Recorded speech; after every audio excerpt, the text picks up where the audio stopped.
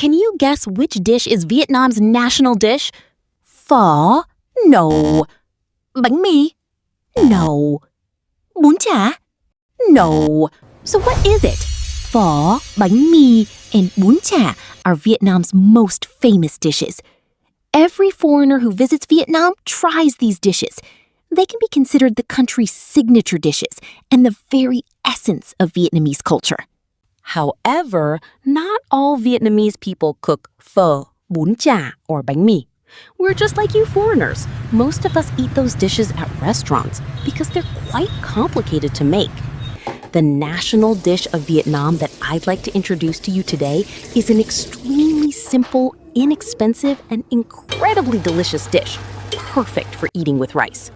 With such amazing qualities, this dish is found in every Vietnamese household from the south to the north. I'm sure only vegetarians don't cook this one. Here it is, Thịt Lợn Rang, stir-fried pork. Today, join me as we go to the market to buy pork, cook stir-fried pork together, and listen to me share some facts about pork in Vietnam that I'm willing to bet 99% of you foreigners don't know and will be shocked to hear. Let's get started.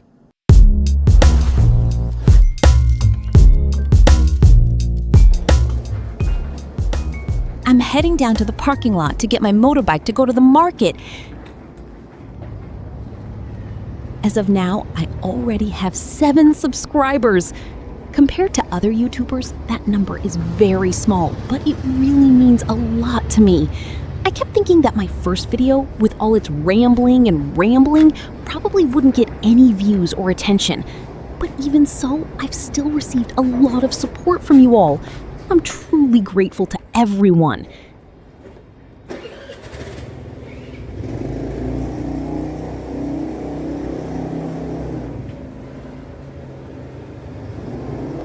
I'm on my way to the market right now, and on the way, I'll share a few shocking facts about pork with you. The truth is that pork in Vietnam tastes better than in many other developed countries, especially places like the US, Europe, and Australia. This isn't me being arrogant or praising my own country. It's actually something that a great many Vietnamese expats living abroad have commented on, and there are reasons for it. The reason pork in developed countries often has an unpleasant odor rather than a pleasant aroma like in Vietnam is because you are a developed country and treat animals very humanely. Yes, that's true. It's not that I'm criticizing my country for being inhumane. It's just that our customs regarding raising and slaughtering animals differ from those in your country. In developed countries, you raise chickens and pigs on an industrial scale and follow very strict protocols during slaughter. Since you prioritize animal welfare, you do not castrate male pigs and you stun them before slaughter using electricity or CO2 gas. What about Vietnam? Currently, we also have a great deal of industrial farming, but due to the influence of long-standing farming traditions, farms are also trying to produce their own varieties of pork, from pigs raised on a diet of vegetables and fruits, and chickens raised on corn rather than solely on industrial feed. Pigs fed natural foods have a more delicious aroma than those fed only industrial feed. Furthermore, even though we know that uncastrated male pigs grow faster and have less fat, most of us still castrate them, except for those used as breeding stock. This is because if not castrated, male pigs produce 2 substances called androstenone and skatole in their fat, which are metabolized from testosterone in adult male pigs. These 2 substances have a foul, unpleasant odor, which is the main reason the meat doesn't taste good. In Vietnam, I sometimes still end up buying this kind of smelly meat at the market. This is because butchers slaughter older male pigs that are no longer used for breeding. The next reason might be a bit shocking for animal lovers. In Vietnam, we don't stun pigs or any other animals before slaughtering them, except for certain animals where the blood needs to be left in the meat to preserve its sweetness and nutrients, such as pigeons, snakes, or soft-shelled turtles. Yes, we even eat snakes. All other animals are bled out before being butchered. According to ancient tradition, draining all the blood from the meat helps eliminate any gamey odor, making the meat taste better and last longer. When I was a little kid, Every one of us was taken out to the yard to watch chickens being bled, and we even had to hold the chickens' legs while our parents bled them. So we got used to it and weren't too scared. But for today's younger generation, this is less common because most people ask the seller to bleed and pluck the chicken for them when they buy it, so they don't have to slaughter the chicken themselves anymore.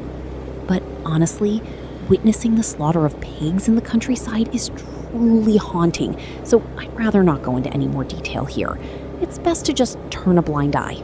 If you don't know what's going on, it's easier on the heart.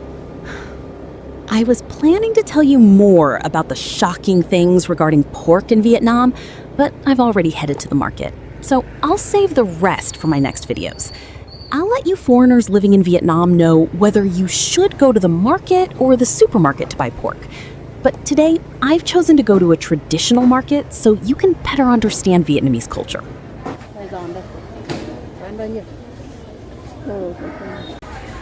Here, at the pork stall, they display the meat like this. To be honest, I can't tell all the different cuts of pork apart. Many of them look so similar that it's hard to distinguish them. However, the cuts I buy most often are pork belly and pork shoulder. Pork belly has quite a bit of fat, so it can be a bit rich. I usually use this cut for braised pork, grilling, or stir-frying until crispy. But today, since I'm planning to stir-fry the pork, I'll buy the shoulder cut. When stir-fried, this cut turns out tender rather than tough because it's a mix of fat and lean meat. It's not as fatty as pork belly, nor as lean and tough as pork tenderloin. For the best stir-fry, look for the crispy pork shoulder cut. Since there's only a small amount of this cut per pig, if you go to the market late, it'll be sold out. At the supermarket, this cut is quite expensive. I also bought some pork ribs to store in the fridge. Pork shoulder at the market today costs 130,000 Vietnamese per 1 kilogram, which is equivalent to 5 USD. The meat I bought cost 50,000 Vietnamese, or about 2 USD. I also bought some vegetables for 10,000 Vietnamese, which is equivalent to 0.4 USD. In total, today's lunch cost 2.4 USD. That's really cheap, isn't it? All right, let's cook Vietnam's national dish together. Of course. First, make sure to wash the meat thoroughly.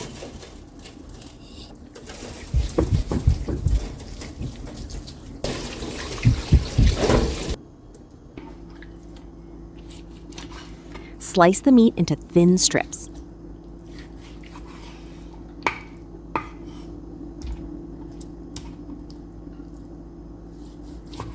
Remember to slice along the grain, like this.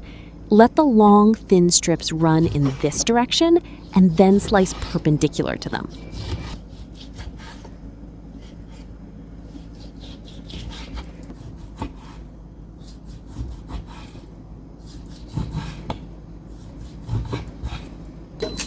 To make the meat really fragrant, add a stalk of dried green onion, crushed and finely chopped, to the pot with the meat.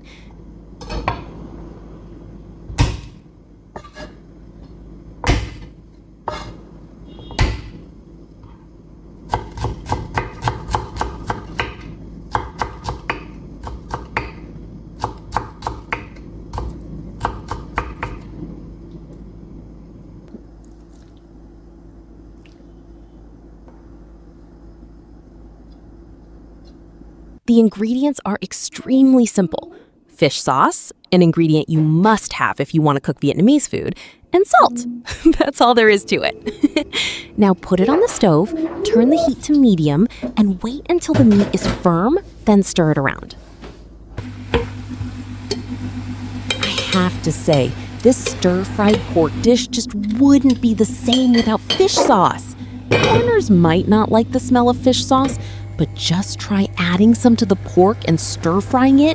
It creates an amazing aroma that blends perfectly with the scent of onions.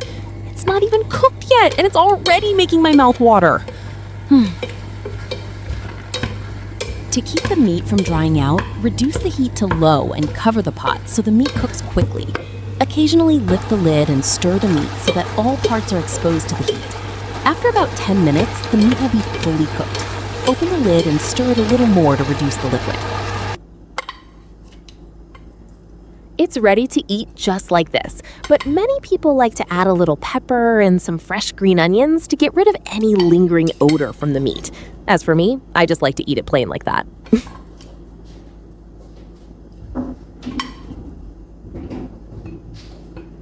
Another national dish served alongside stir-fried pork is Muống Luộc, boiled water spinach.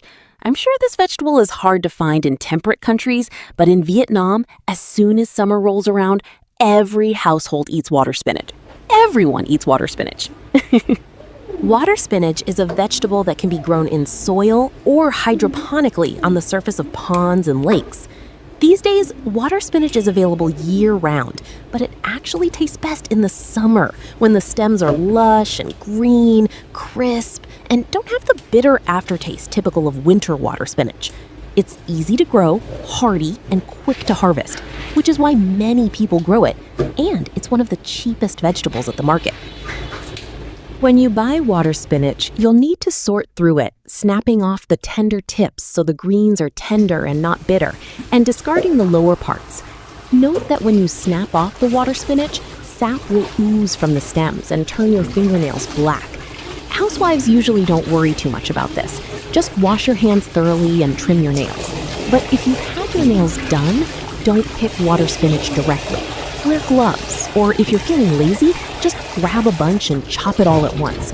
Although I think doing that might result in a mix of tender and tough stems, I'm sure it's fine, because I've seen plenty of young people do it that way.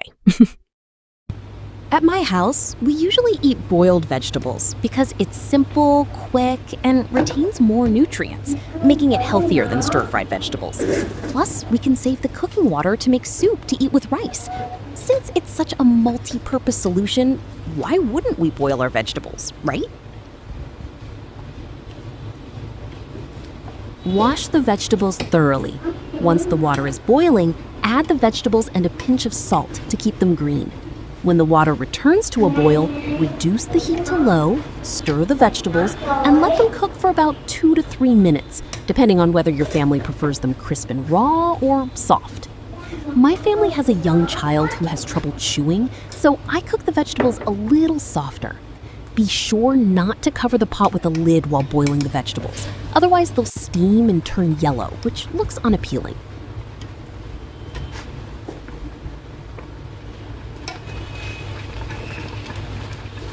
There you go. It's done in a flash. Take the vegetables out and separate them so they dry off quickly and don't turn yellow. Now, let's add 2 so fruit to the water used to boil the vegetables. So is a fruit famous in northern Vietnam. It's harvested in the summer. It has a sour taste, but when used in dishes like soup or as a refreshing so drink, its sourness is very crisp and pleasant, perfect for cooling off during Hanoi's hot summer. Since the so season is short, only about a month, Vietnamese people buy so when it's in season and freeze it in the freezer. Whenever they need it, they simply take it out, rinse it, and use it. Here, add 2 so to the soup. Wait for the water to boil for a moment, then turn off the heat, cover it, and let it sit for a while. Then pour the soup into a bowl, add a little salt to taste, and use a spoon to mash the so fruit.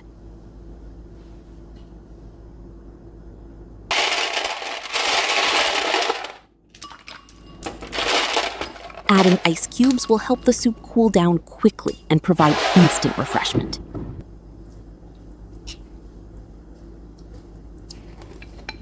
Remember, you have to mash it to bring out the sour flavor.